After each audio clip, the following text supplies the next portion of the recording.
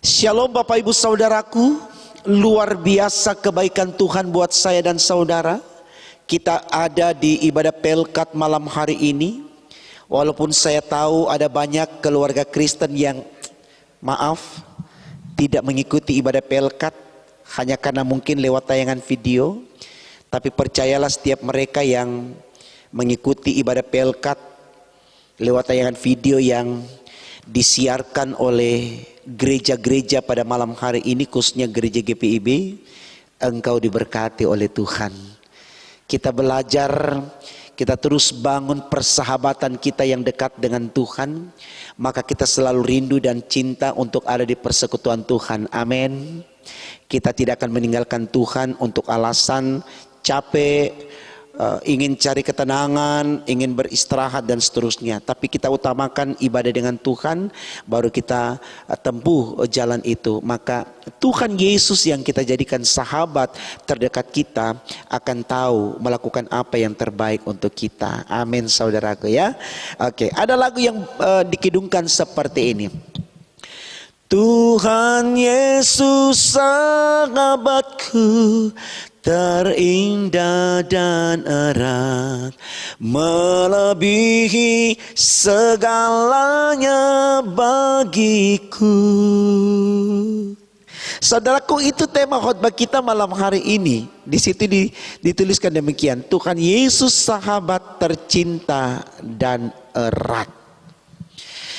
Saya percaya tidak ada orang yang tidak menginginkan dalam menjalani hidup ini memiliki sahabat.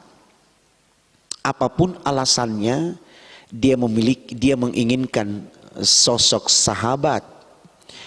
Hanya saja saudaraku, kita juga harus akui dalam menginginkan seorang sahabat, tidak sedikit juga orang kemudian mengharapkan sahabat yang salah. Artinya sahabat yang bisa mendukungnya untuk melakukan kejahatan, ya, seperti kalau dia mau mencuri, dia cari sahabat yang bisa mendukungnya untuk juga bisa terlibat ikut mencuri, ya.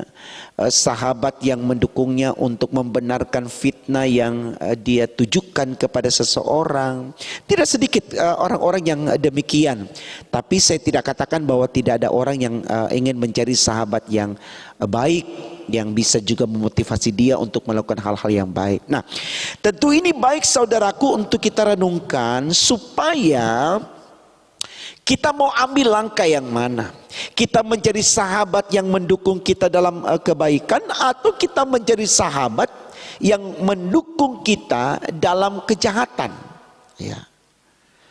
Nah, dalam bacaan Alkitab kita di Amsal 18 ayat 24 dikatakan begini.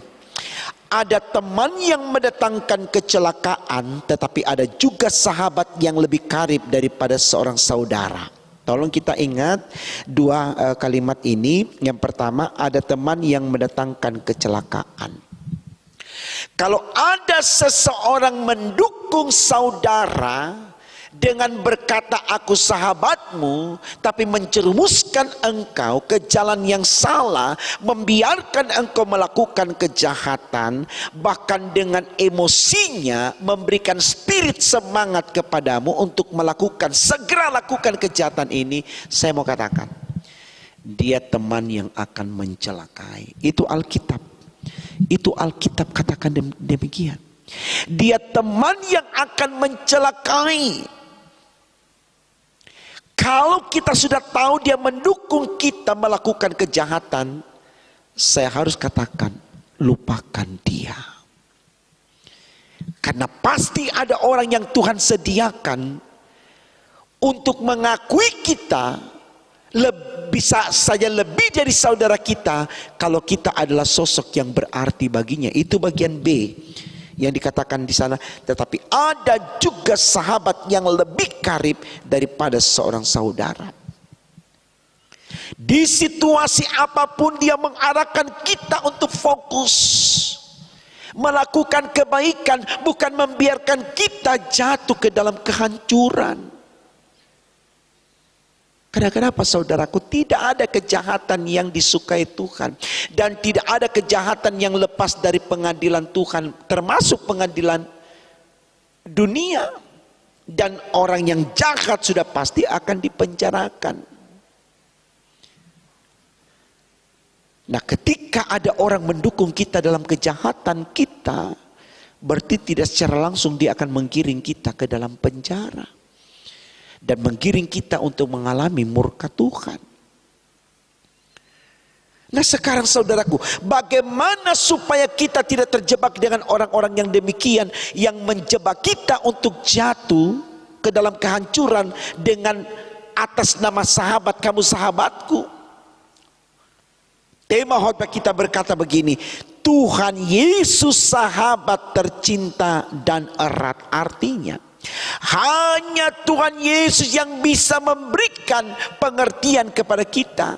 Bagaimana kita bisa membedakan ini yang baik dan ini yang tidak baik.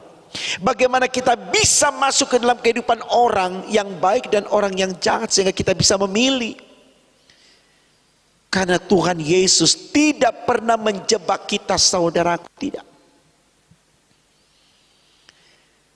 Firman Tuhan sudah berkata, Tuhan tidak pernah merancangkan malapetaka kepada anak-anaknya, tetapi menyediakan damai sejahtera. Bagaimana mungkin kalau damai sejahtera yang dia berikan, lalu Yesus membiarkan kita jatuh ke dalam kebinasaan?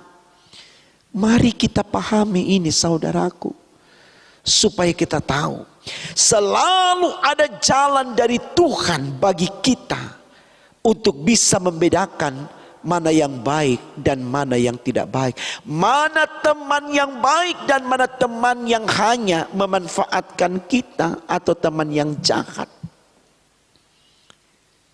Belajar dari firman Allah, setia membaca firman Allah,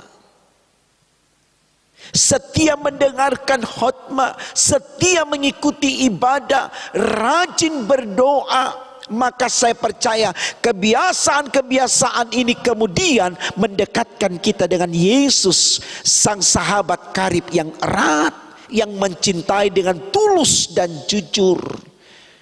Yesus dalam mendekati kita, dia tidak meletakkan kepentingannya, tapi dia menyatakan kehendaknya untuk menyelamatkan. Ingat saudaraku, firman Tuhan berkata, jika engkau menolak aku di hadapan sesamamu, maka di hadapan Bapakku aku juga menolak engkau.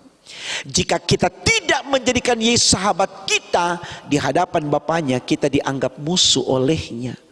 Bisakah kita bayangkan kalau kita bermusuhan dengan Yesus, saudaraku? Hanya karena ada orang yang mendukung kita untuk melakukan kejahatan, lalu kita melupakan Tuhan Yesus. Mari saudaraku, renungan yang pendek ini kita maknai dengan seluas-luasnya, selebar-lebarnya, sedalam-dalamnya, setinggi-tingginya, dengan iman di dalam Yesus.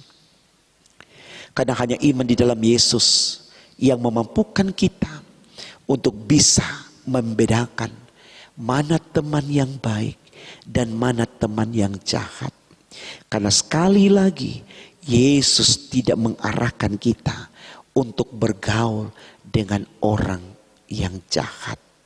Bacaan renungan pagi hari Senin sudah dikatakan, dalam hidup ini ada orang fasik, ada orang benar. Jangan duduk dalam kumpulan orang fasik, tapi bersahabatlah dengan orang benar. Maka engkau akan dituntun ke jalan yang benar. Selamat membuktikan saudaraku. Tuhan Yesus memberkati kita. Amin.